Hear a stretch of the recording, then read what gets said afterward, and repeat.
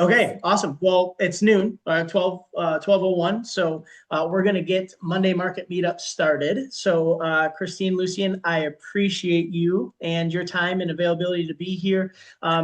We have kind of discussed just some industry stuff back and forth. Obviously, you being in the tax arena, me being in the lending arena, they can work hand in hand. And so I wanted to be able to reach out to you. And again, I appreciate your time for you to come on and in our conversation prior to meeting today, you had mentioned there's a pretty big tax deadline that's coming up that a lot of people should know that could be important to them regarding their property taxes. So, wanted to have you on just to add some value to not only lenders like myself, real estate agents, my partners, but everybody who might be able to take advantage of looking at some stuff like this for their property taxes. So, thanks so much for being on again, and let's do Thanks this. for having me.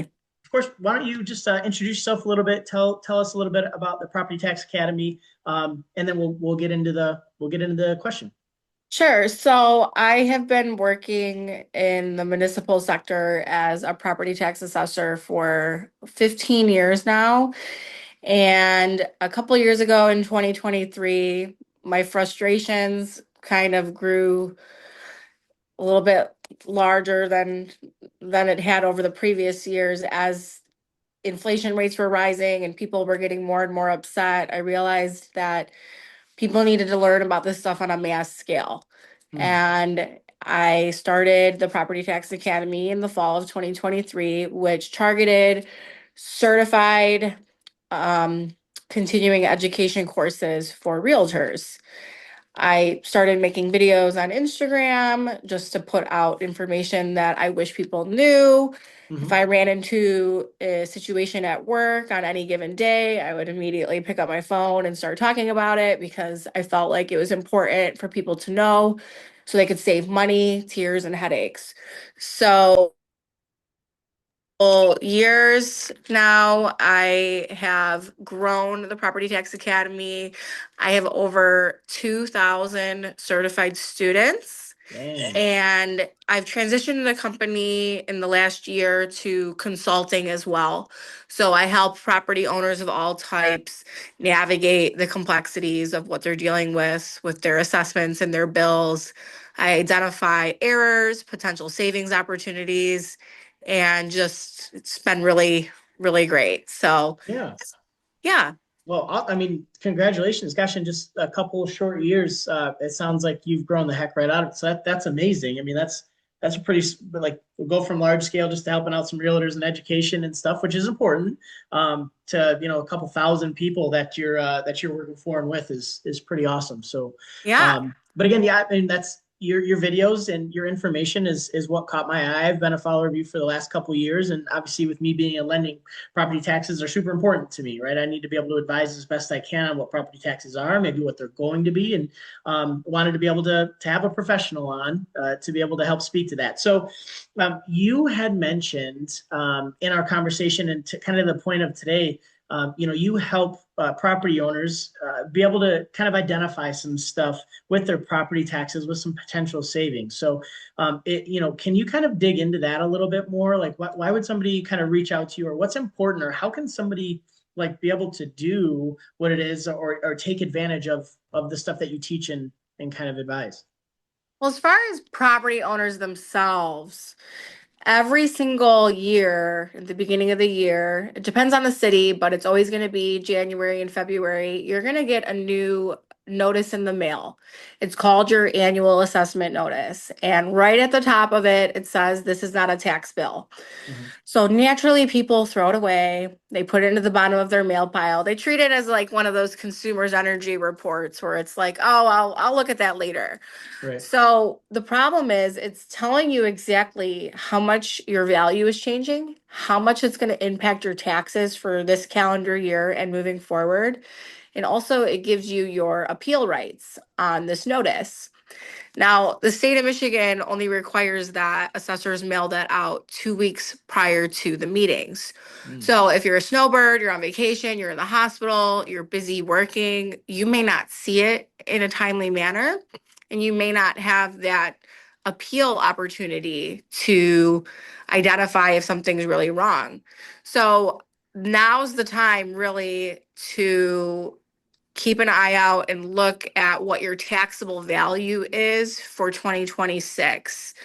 So every property has two values. They have an SEV, which is half of market value, and then they have a taxable value, which begins as half of market value the calendar year after closing, but then it just increases by the rate of inflation every year. So if you're a brand new owner from 2025, those two numbers are going to be the exact same for you for 2026, and it's likely that your taxes are going up.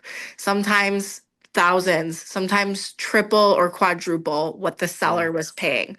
Depends how long they've owned it. Now, to go back to your question though, one thing I've found by consulting over the last year is unfortunately, I have found a lot of errors in square footage, bathroom count, coding, you know, livable space over a garage as double. The list goes on all the errors I've found. Those, along with value discrepancies and condition of the home, can play a factor in the value. And because assessors are having to value property on a mass scale and do thousands of properties at the same time, a Mhm. lot of those very intricate details get overlooked, which can sometimes cause an overvaluation. So my team and I specialize in identifying all of those and then helping people reduce their taxes. So the cool thing about reducing your taxes is once you do it, that savings continues for the rest of your ownership. So it's really Yeah. important to do it as soon as you can. Yeah, no, gosh, I mean, again, knowing how important property taxes are, I didn't even think or know or have any clue when you're looking at, the taxable value and SEC, because I look at the SEV rather quite frequently when I'm doing like potential reassessments for looking at future taxes for clients and what the house that they're looking at are getting pre-approved for, what their taxes may be in the future. But I mean, gosh, the value of it or the condition rather of it, a lot of those like small discrepancies that you take into consideration are I didn't have any clue that you could kind of combat that or refute that as like a dispute of, hey, I think I'm paying too much in taxes because you guys are overvaluing my house, or maybe there's a new build that's right down the road, then mine's a 1960 build house or something like that, and Yeah. I'm getting thrown off there. So it's funny. I actually just yesterday checked my mail and I got my property tax notification. I'm 100% totally and permanently disabled veteran, so I don't pay property taxes in Michigan, but I still kind of saw the discrepancy between the taxable value and the SEV and how much it went up and all that other stuff, which I know on a grand scale of things is connected to the value of my home, but how Yeah. that works, I have no clue. So I appreciate you explaining that a little bit. And Yeah, well, and thanks for your service. I work with yeah, over 100 disabled veterans a year with my prep with the at work with the property tax exemptions. awesome. So, Yeah, yeah, that's a big thing and a huge benefit that a lot of veterans that are 100% totally and permanently or unemployable, disabled wise, don't know that they have. And so we try to preach that and help get that taken care of too. So awesome. Well, so again, kind of as a lender, I when I'm putting scenarios together for some of my clients, I'll go look up the public record and see what their current property taxes are and all this other fun stuff. And you mentioned one thing. You were like, it depends on how long this person who's selling the home or the person who is in the home currently has owned them, because there could be somebody who's been in a house for 20, 25, 30 years, whatever, and then maybe they pass away or they move or they downsize, and now some young first home buyer couple is going to come in and they're buying a house for maybe 300,000 that this person bought for 50,000 back in the day, right? And their yeah. taxes are going to go sky high. So could you kind of touch on a little bit on how that works? Like how does that work as far as the incremental increase? Does it come all at once? Does it come according to whether the summer taxes are the lion's share or the winter taxes, or does it matter when you buy the house, or how does that work? So you mentioned, the longer somebody owns it, and I have found that because of the recession in '08 through 2013, the people who are getting hit with the highest jump in tax are those who are buying from a seller who owned it pre-recession and Okay. still owns it now because The people who owned it prior to the recession are still paying recession taxes. Mm. When the SEVs dipped really low during the recession, it forced the taxable values down with it. And because the ownership never changed for those sellers, as the market improved, the SEV continued to rise with the market shifts, but the taxable was still capped at the rate of inflation. So that number is creeping up every year, little by little, 1, 2, 3%, while the SEVs are going up with the change in the market and in the improvement of the market. So that's where that gap comes along. So for a new property owner, if you close January 1st to December 31st in a calendar year, you will uncap your taxes the very next year. Mm. So let's use 2026, for example. It doesn't matter if you closed January 3rd or November 11th in 2025. Your taxes for 2026 are uncapping, which means the taxable value becomes equal to the new SEV for 2026. That's due to a law called Proposal A that was passed in 1994. So when you mention like other lenders not taking this into consideration, it blows my mind because the law is 30 years old. Yeah. So it's Yeah. nothing, It's it's not nothing new. new, right? Yeah. It's also inevitable. There are Yeah. only a couple ways where you can avoid that taxable value from jumping up, Mhm. and there's not many that people qualify for, but there are a Yeah. couple, and we can Okay. talk about that later. But Yep. once you get uncapped, so anybody who bought last year, this year, your SCV and your taxable are going to be equal. Then next year in 2027, the inflation rate multiplier will begin. And what that means is if the state says the 2027 inflation rate is 2.5, then they add 2.5% to your taxable value for 2027, but your SCV could go up 50,000 based on the market conditions. There's no Mm. cap on what your SCV can go up. There's Okay. only a cap on what your taxable value can go up, and that doesn't begin until the second calendar year after your purchase. Got you. And so with there being a cap, is that cap, is it annually? Is it for the life of however like they're Annually. okay, okay. 5% is the cap annually. Didn't it So used to be three? no, Okay, it's always been 5% since Proposal A was passed in 1994. Now, got the it. difference is 2023 was the first time in history that it reached 5%. Okay. It actually calculated to be 7.9%, but because of the cap, everyone's taxable values went up 5% in 2023. In Okay. 2024, it actually calculated to be 5.1, but again, because of the 5% cap, 2024 was also a 5%. Wow. 2025 went down to 3.1%. And then this calendar year for 2026, we're at 2.7%. So we're Okay. seeing a decline since 2024, Hmm. but it shot up in because in 2022 it was only 3.4, and the year before that was 1.8 or something. I Silly. usually have Yeah. these numbers memorized, but No, you're I've good. been looking Yeah. at charts all day, so I'm kind of forgetting at the moment all my Well, prior years. But the yeah.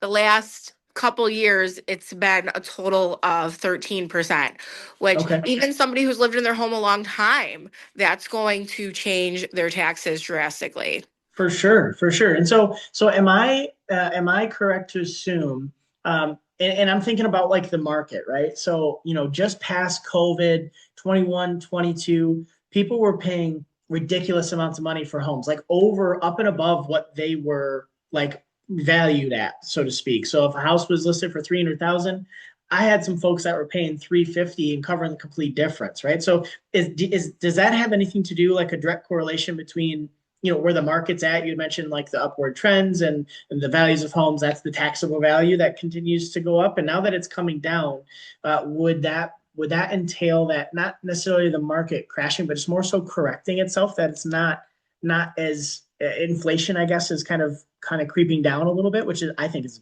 a good thing, obviously. But is that kind of the scale? Is that the ebb and flow as the market inflation goes up, the tax goes up, or is that not how that I works? don't think it's related in that way because the SEV is dictated by the sales of all your clients, all the Right. realtors you're working with. Yep. And nobody can control that. It's whatever Mhm. people are willing to pay for a property. Right. And assessors are using a pool of those sales to determine sales on a mass scale. So the individual price of an individual property is not a factor. Better yet, that sale of that individual property helps determine that whole neighborhood. Right. So I think the inflation rate coming down just means that things are evening out, but I don't necessarily think that that means that there's going to be a crash or that the assessments are going to come down because assessments are determined by market sales. Hmm. So if the market itself is kind of pointing toward an evening out or a reduction, those numbers and those sales will speak for themselves, and then assessors will use those lower sales and things might come down. It's Yeah. all relative to one another. So, Yep. yeah, I mean, for me, I want my property value to keep going up, right? Sure. Yeah. Um, but I definitely feel for the first time home buyers and the young families and the people who even the older people who are just now buying their first home, not expecting that tax jump Yeah. and how it affects their monthly payment is sometimes devastating. I Yeah. I get them crying on the phone with me, crying in front of my face that their mortgage payment went up $600. They can't afford it anymore. And that's really heartbreaking. And that's what prompted me to start this journey is the empathy factor of feeling for people just being misinformed and blindsided. So Yeah, yeah. I'm thankful that right now we're in a little bit of like a rate reduction period to where rates are starting to come down. And you probably see people posting they're the lowest rates have been in the last 3 years, which is great, right? And it doesn't mean that they're so drastically low that it's life changing, but I'm very fortunate to I'm helping a young couple right now that bought their house in 2023. In 2024 they were good, and then last year and they had these huge tax increases, and now we're able to kind of refinance them into a much lower rate to be able to help at least offset what that taxable value is going. It went up like $400 a month. Like these people, it's like to most people that's a lot of money, right? I mean, that's not a small amount of money, and there's nothing you can do about it, right? For the most part, but it sounds like maybe there might be. So another question I had is if we have a young first time home buyer couple and they're looking at things as far as obviously the most important things, location, what the home offers, does it have a fence for their dogs, is a good school district, all this stuff, right? One of the things that I implore my clients to look into is like the city and the township and the county and things because of the taxes. So is there a way, or is there a website that like home buyers, when they're searching for homes, can go and look up some of this information, or do they just contact somebody like you? Or looking into taxes is a huge part of your monthly payment or annual cost if you don't escrow them. So what would be a good way for people to kind of look into that outside of their real estate or mortgage professional do it? here's the thing. Taxes consist of two things, value and millage rate. And your buying power in one township in Macomb County may be completely different than your buying power in another township or city in Macomb County simply due to the millage rate. So on my website, propertytaxacademy.com, I do have a resources page that has a gigantic 170-page PDF of all the millage rates in the entire state. So my recommendation is if they're really interested in this stuff and they really want to do their due diligence, they can go on there, pick 5 communities that are of interest to them for schools and transfer to work and all the things, all the boxes being checked for their location. And then they can compare millage rates. Okay, because a higher purchase price in one community with a lower millage rate may actually be a lower monthly payment than a lower Yeah. priced property with a higher millage rate. Just to give you Yep. guys a little context and actual numbers, a $200,000 house for a homeowner in Detroit is going to cost you $6,500 a year in taxes and Okay. $8,600 a year for an investor. That's a $200,000 property.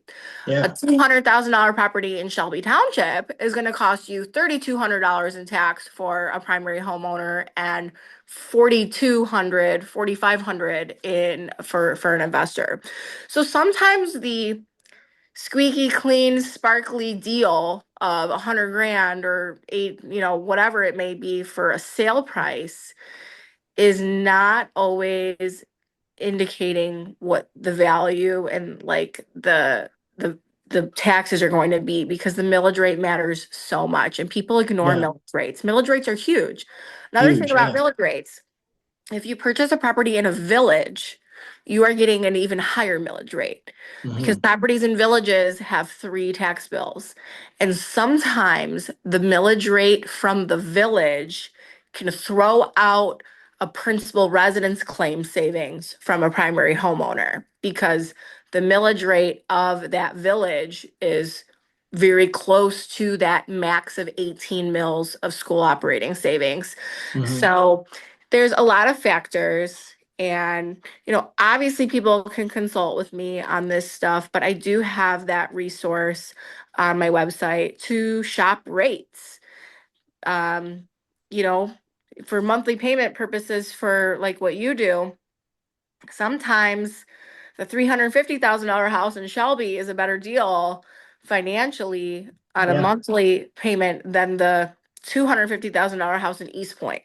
I Yeah. know those are totally different types of communities, but some people aren't that picky about where they live and they are willing to go within the same county to different communities. So Yeah. Yeah. Yep. it's No, that just, makes yeah, it's a that's lot of it's information. it Most of is. this stuff is built into a 2-hour certified continuing education course that I teach. And really that class could be even longer than that. I'm sure. So, Yeah. And here we uh, are fitting it into a half an hour. So I yeah, it's appreciate that. But no, okay. so you hit on a couple of things that validate some of the stuff my team and I do, and some of the things that I preach is because whenever we're doing what I call financial design is I get the criteria in which, the monthly payment and the total investment that somebody would want to spend, right? And so we'll say, okay, because now to your point, a lot of people are working from home. A lot of people's jobs are able to be remote post COVID, and so maybe they're buying in Grosse Pointe Woods when they would have had to normally been in Milford or someplace, right? But they don't have to travel anymore, and so like when they're looking at these price point of homes, let's say they're just, oh, I want a $300,000 home. Well, okay, that's cool, but do you want a $300,000 home over here in Grosse Pointe Woods where the taxes are going to be twice as high than maybe in Waterford, right?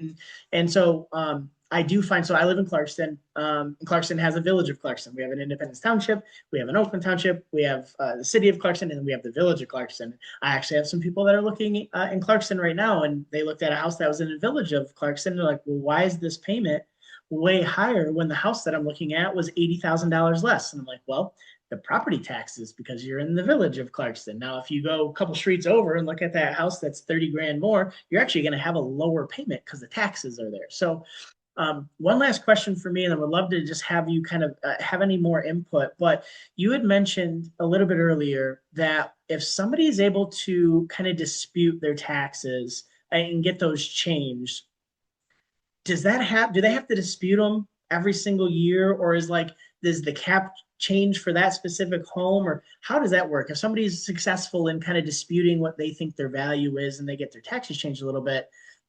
is that like an ongoing thing? They reach out to you every year, or how does that work? So once you get your taxable value lowered to a proper valuation starting point, that savings stays with you for the rest of your ownership.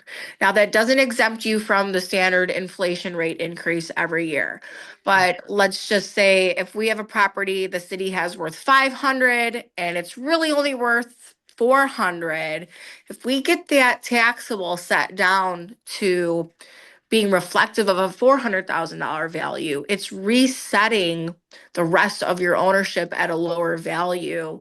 And then your taxes are going to just creep up with that inflation rate every year rather than having 500,000 be your starting point. Hmm. So it's really important. You don't have to work with me every single year. But it is important to mention that your SEV is going to continue to go up with market conditions. That could go up 100 grand every single year in a row. But as long as your taxable value has been reset at a lower number through an appeal or a dispute, and no shift in ownership takes place, no change in ownership, you are still setting that low rate. Now, of Okay. course, if you add an addition on your house or you add an in-ground pool or you build, something substantial, that is going to be added to your taxable value as well. But Sure. that's just standard whether you get a reduction or not, that's going to happen. Yeah. So we talked a little bit about that deadline. Um, March 9th is Monday, and that is pretty much most cities' deadline for submitting an appeal. So my team, we have two options. We do all the work for you, every single thing from A to Z, including in-person representation. Or if you're feeling confident that you want to tackle it yourself, but you need guidance, I do offer a coaching call that helps people through the process, but I'm not doing nearly as much work. Sure. So Sure. there's two options to fit people's needs and budgets. Okay. And we've been really successful. Last year alone, with less than 10 clients, I saved my clients over $40,000 a year combined. Jeez. And that continues. One Yeah. of them, one of them did two properties with me, and it was a $16,000 annual savings. If he owns those two properties for 10 years, it's $160,000 savings. Yeah, that's huge. So it's the savings are meant to compound year after year, but that doesn't exempt you from the state saying, "Hey, the whole state's going up 2% next year." You still have to do that whether you fight it or not. At Yeah. least when you fight it, you're resetting that high number and making it start at a lower number again. And Right. so then your baseline is less expensive. And it Sure. really is worth it for a lot of people. But you, of course, have to be realistic. I typically don't work with people if they tell me they're going to sell it in a couple months. I Yeah. don't I think that any investment with me you need to be awarded at least double in savings the first year and have that compound year after year. So I go through all of that. I go through the potential savings with the client. We have a realistic, very honest conversation about what they could save. How long are you going to live there? Are you going to, maybe move out and turn this into a rental? Well, this is what your savings will look like once you turn it into a rental. You'll continue to save, you'll just pay a higher millage rate. Yeah. So it's really rewarding helping people save money. I've had some people cry over the last year with just, gleaming with happiness from it. Yeah. And unfortunately, the time is now because the state of Michigan does not care if you're out of town in the hospital, your dog ate it. If you get that piece of paper and you ignore it and you miss the meetings, you miss the deadlines, you have to wait a whole other calendar year. So my theory is the best time to appeal your value is always the calendar year after you buy it, which is the year that your taxes jump up. Because if Okay. you can get ahead of that increase and reset it at a lower rate, then you're setting yourself up for financial success for the lifetime of the ownership of that property. And this Yeah. goes for primary homeowners and investors. So it's really Yeah. important. Yeah, I mean, especially with investors. I mean, if you're an investor, you're paying attention to the rate of return and the bottom line. And if your taxes continue to go up, then that just eats away at your revenue on a monthly basis. And if you can find a way to be able to combat that at least a little bit, that returns a little bit more money in your pocket, right? So, well, Christine, I mean, I feel like we kind of turned the fire hose on and had folks drinking straight out of the fire hydrant today, but it's definitely a lot of really good information. And so, what it sounds like is homeowners, if you're an investor or you own residential, commercial property, whatever it is, you take a look at that taxable value, and if you feel like that's too high or it's jumped crazy amounts, then maybe there might be something they can talk to you and your team about to be able to investigate to maybe reset a new baseline for potential savings. And then obviously, something to take a look at is the millage rate, see how high they are. I assume that's public record, right? You said it's on your website, and then you could probably Google it on the state website or something like that, I would assume too. You But can Google it. So, that property tax estimator calculator tool, mhm, they just updated those rates in August with the rates from 2024. yeah, But my website and the state's website, separate from that tool, have had the 2025 rates up since January of this year. So got it. Okay. nobody's going to have the 2026 rates. I work in Yep. the municipal sector. Treasurers don't even have the 2026 rates yet. Nobody's going Okay. to have it.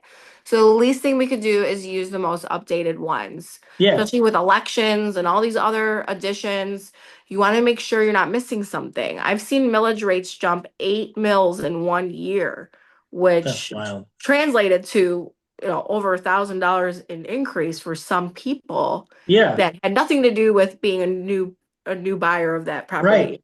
Right. Well, I So mean, if a school passes like a new bond or they're wanting to build a new gym or put something more towards, their sports facilities or something like that, right? That goes into the village or the summer tax or whatever, and that increases the millage rate and then up go your taxes. And that's why it's also important to pay attention to the stuff you get in the mail about vote on proposal this and that. So, yes, no, awesome. Well, listen, I would love to end with you just giving any piece of other insight, advice, and then also, where people can find information about you, the Property Tax Academy, if they're either an individual, an entity, an investor, somebody just bought a house, somebody who's been in their house for forever and wondering why the hell their taxes are so high all of a sudden. How can people find you, get a hold of you, and utilize your services? So my biggest piece of advice before I give my contact information is to not ever assume that a seller's taxes are going to be your taxes. And you don't need to get too deep into it as a home buyer, but you do need to at least look at that SEV and the difference of the SEV and the taxable, and call the city, ask them, hey, once I buy this, what will the taxes be? Do a formula, work with a good lender. There are options, but never look at the seller's taxes and have that be something you're excited about on a new purchase, because Right. it's inevitably never going to be that low. Yeah. So that's my biggest piece of advice for sure. To get a hold of me, I am on Instagram. My handle is the Michigan Assessor. That's my same handle for TikTok, YouTube, although I am mostly on Instagram, posting Mhm. educational and informational videos to try and help people on a mass scale. My website is propertytaxacademy.com. I have Calendly. It's calendly.com/property tax solution if you want to book a consultation call. I really put a lot of love and heart into all this stuff just because I feel so deeply for protecting people's wallets.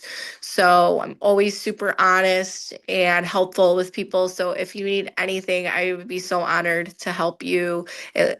If not help you save money, at least help you understand why things are the way they are and feel, decent about it. So Yeah, well, good. Well, like they say, the only two things in life are death and taxes, and this is something that people have zero idea about. And they like to pretend like they're like, "Oh yeah, my property taxes, this and that."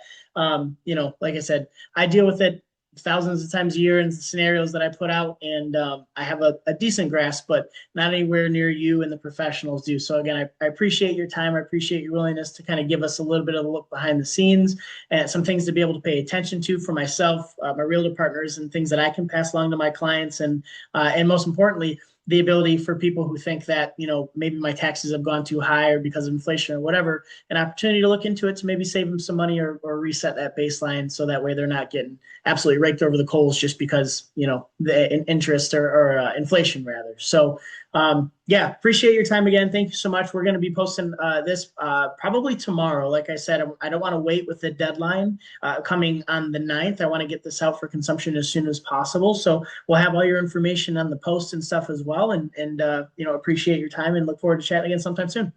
Thank you so much. I really appreciate you having me, and it was fun chatting about everything. So, Awesome. Cool. All right, Christine. Well, have a great rest of your day. We'll talk to you soon. Okay. you too. Thanks. All Bye right. bye. Bye bye.